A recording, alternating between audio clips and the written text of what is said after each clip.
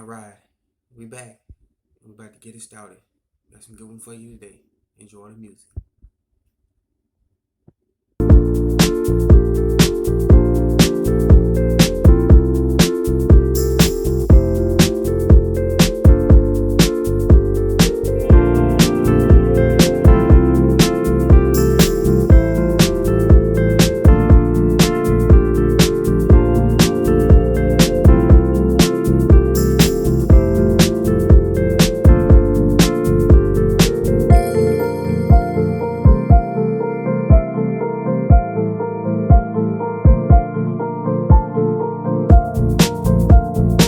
All right, welcome back, family. Welcome back to another edition of Lake Economic News. How everybody go ahead and get started. It is November 18th, 2020, and the time is 4:08 a.m. All right, just before I head out to work.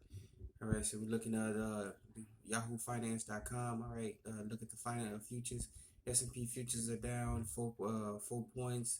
The Dow futures are down -22. The Nasdaq futures are down -1.5. The Russell's 2000 futures are down -3.40.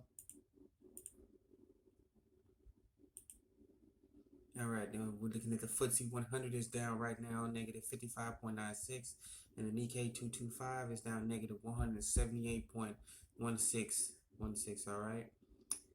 All right. So let's go ahead and get into some cryptocurrency. Okay, this Bitcoin to U.S. dollar is up $555.58 to 325.05. CMC crypto was up $28.19 to $347.95. All right, get into some little bit of some currencies here. The Japanese U.S. dollar to the Japanese yen is 104.089. The GBP to the U.S. dollar is up. It's 1.3216. All right. All right. The VIX is at 22.71, up 26.26, and the 10-year bond is at 0.8720. All right. The euro to the U.S. dollar is at 1.18677. All right. Crude oil, get into a little bit of commodities. Crude oil is at negative 9 cents to $41.34 a barrel. All right. So that was brought to you by yahoofinance.com. We'll switch over to kitco.com. All right. We get into some more markets while they're open right now. The European markets, the Stocks 50 is down negative 0.51. The DAX is up 4.11. All right. The Hang Seng is up 107.24. The S&P ASX 200 is up 32.90. All right. And now we're in our kitco.com. All right. Get into some the world spot price for metals. All right, let's look at gold. Gold is up $4.80 to the asking price of $1,800.85. $1,885.80. Silver is up 17 cents to $24.74 asking. Platinum is up $9 to $942 asking flat. Palladium is up $19 at $2,364 flat. All right, and Rodham is up. Rodham asking is $14,400 flat. All right. So we go ahead and get into some big news here. All right, this is come from ksat.com. All right, www.ksat.com. All right, that's one ksat.com. All right, and this one is big. Out of big news. We reported that some of the big exchanges are moving out of their East Coast offices in New Jersey. We got another one here. This is came from the website ksat.com on November 10th, 2020. Wall Street moving to Big D. Nasdaq. Other stock exchanges consider relocating to Texas. All right, that's a big one. What they talking about adding more and more taxes. All right, you may hear Wall Street is in New York, but some of the big trading hubs are inside of New Jersey. All right, what they talking about raising more taxes on them in New Jersey. They talking about getting out of New Jersey, heading other words. All right, Governor Greg Abbott to meet with Nasdaq other stock exchange officials on November 20th. So that's 2 days from now. All right, it's Wednesday. They're going to meet probably this Friday coming up about moving. All right. Dallas. Officials from NASDAQ and other major stock exchanges will meet with Governor Greg Abbott on November 20th in Austin to discuss a possible move from New Jersey to Texas. All right, that was according to NBC, DFW.com, and the Dallas Morning News reported. All right, the meeting comes on the heels of exchanges threatening to move their trading platforms out of New Jersey. The report said Abbott and other Texas officials plan to boost the state's business-friendly environment during the meeting. All right. So a lot of these the states that are hitting hard their businesses, they're packing up and leaving. All right, so they're going to more friendly pastures out there. All right, so go ahead and get a hold of this website here. All right, skip down a bit article a little bit. Texas continues to be the premier economic destination in the country, attracting more leading businesses than any other state.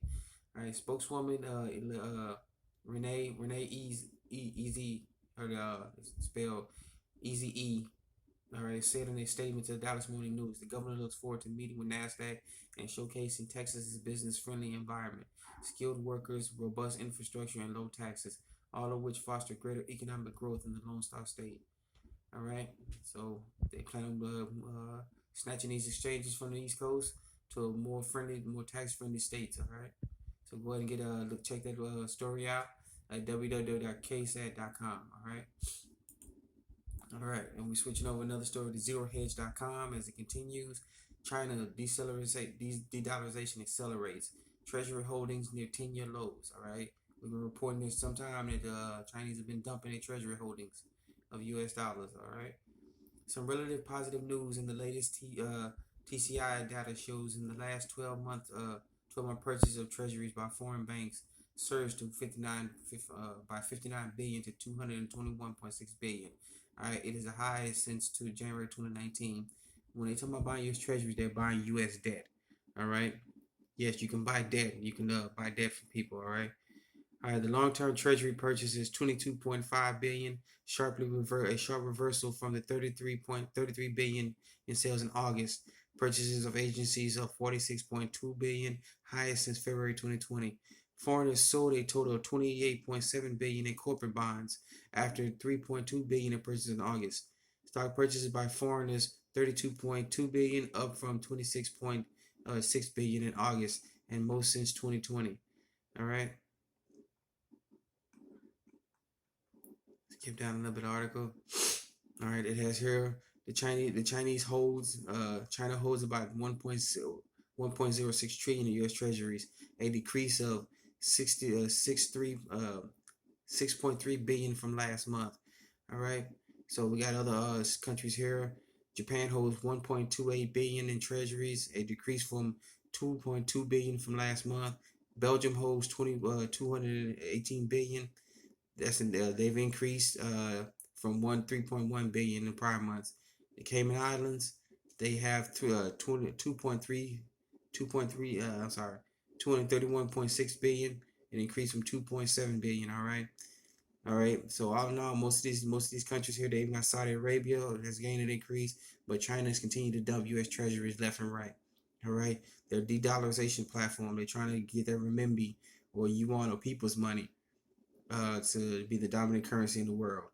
All right, they want to be the world's reserve currency. All right, so go look at that article. That is China de-dollarization accelerates. U.S. Treasury nears 4-year lows. That's from ZeroHedge.com. All right, and then our final story here on this for this day. All right, from John Williams at ShadowStats.com. All right, this is coming from November 6th. All right, from the October payroll. All right. October payroll employment improvised continued in sharp deceleration. All right, with the pace of annual decline leveling off around -6%. All right, in an L-shaped economic recovery, the Bureau of Labor Statistics, meaningful quality and credible issues continue to plague the improving headline labor number. October payrolls gained month to month for the 6th month, up at a slowing monthly pace of 338,000 against a 638,000 against 672,000 gained in September. All right, with a rate of annual decline beginning to level off around 6% or -6%. All right, taking the form of an L-shaped recovery. Year-to-year payrolls declined in an initial April 2020 through of a -13.4%, narrowing to -11.7% in May. to an negative 8.7 in June, flattening out to an annual decline of negative 7.7.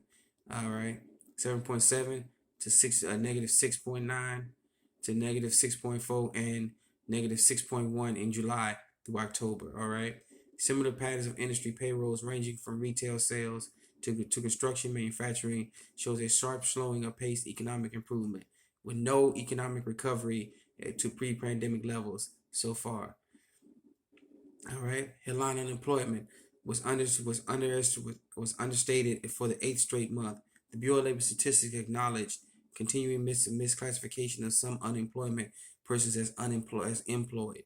All right, in a household survey, an estimated upside of 562,000 persons was indicated as a number of employed, who more properly should have been counted as unemployed, reducing a potential October 2020 U3 headline unemployment rate of 7.2 to the published headline of 6.9.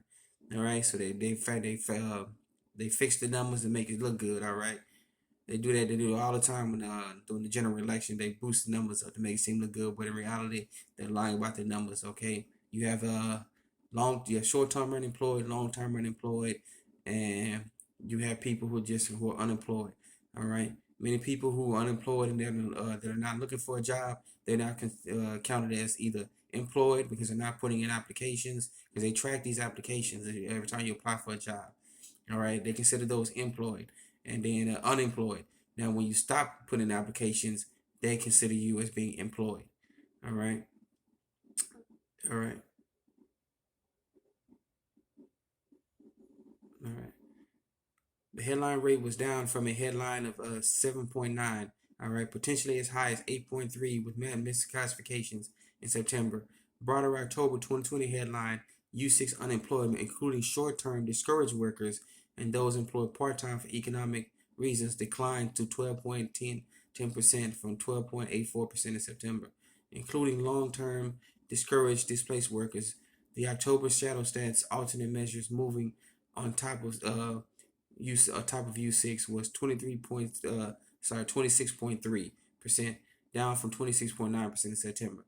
As of all graphic and details on alternate data tab, and you click the link above in the site. All right. So go ahead and go to John Williams at shadowstats.com. All right.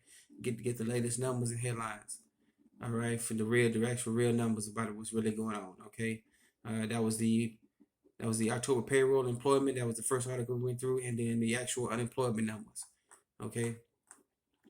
All right. So once again, I want to thank you for joining us in this edition of Melanin Economic News. Thank you once again for joining us. As we say, become your own banker, become your own savings and loans, become your own credit union. You are your best financier, and most of all, pay yourself first. Take care of yourself and be safe. Once again, thank you for joining us in this edition of Melanin Economic News. Let's get it started.